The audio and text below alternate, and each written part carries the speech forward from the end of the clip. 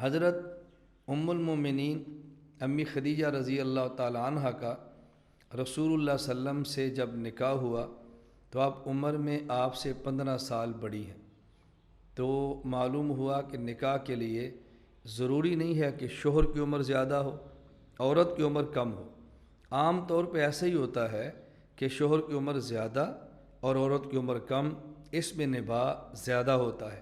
لیکن اگر عورت کی عمر زیادہ ہو، شوہر کی عمر کم ہو، نکاح پھر بھی ہو سکتا ہے اور بسا اوقات اس میں نباہ بھی ہوتا ہے۔ خود ہمارے دور میں ہمارے سامنے ایسے واقعات اب بھی موجود ہیں، خود میرے رشتہ داروں میں ایسے واقعات موجود ہیں کہ جہاں شوہر کی عمر کم ہے، عورت کی عمر زیادہ ہے اور ان کا نباہ اتنا اچھا ہو رہا ہے کہ اگر عورت کی عمر کم اور شوہر کی زیادہ ہو تو شاید اتنا اچھا نباہ نہ ہوتا۔ بہرحال میں صرف یہ بات عرض کر رہا ہوں، ایک بات یہ ذہن میں رکھیں۔ دوسری بات، حضرت ام المومنین خدیجہ رضی اللہ تعالیٰ عنہ کے پاس دولت ہے، تجارت کی وجہ سے مال و دولت ظاہری ہے، اور یہ مال و دولت ظاہری بظاہر نبی پاک صلی اللہ علیہ وسلم کے پاس نہیں ہے۔ تو جس طرح شوہر مالدار ہو، عورت غریب ہو، پھر بھی نکاح ہوتا ہے اور نباہ بھی ہوتا ہے۔ اسی طرح اگر عورت مالدار ہو اور شوہر غریب ہو، شوہر کے پاس مال نہ ہو، تو پھر بھی نکاح کرنے میں حرج نہیں ہے۔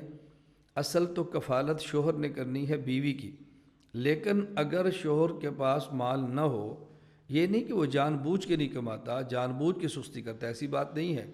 اس کے پاس مال نہیں اور عورت کے پاس مال موجود ہے، تو اگر یہ عورت اپنا مال اپنے شوہر پر خرچ کر دے تو عورت کے لیے درجے کی بات ہے، فضیلت کی بات ہے، یہ عورت کے لیے عظمت کی بات ہے۔ اس میں کسی عورت کو شوہر کو سنانے کی ضرورت نہیں ہے۔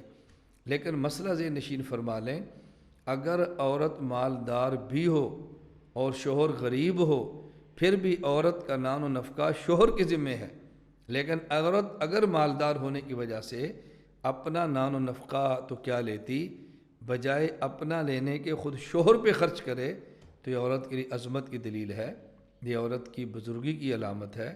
تو اس میں یہ ذہن نہیں بنانا چاہیے کہ میرا پیسہ ہے، تیرے پاس نہیں ہے، میں پیسہ لگاتی ہوں۔ شوہر اور بیوی کا تعلق بہت زیادہ محبت والا، بہت زیادہ دوستی والا اور بہت زیادہ قربت والا ہے، اور اپنائیت میں ایسی باتیں زیب نہیں دیتی۔ اگر کوئی بیوی اپنے شوہر کی معاون بنے تو اس بیوی کے لیے اعزاز اور عظمت کی بات ہے، یہ اس کے لیے کوئی عیب کی بات نہیں ہے۔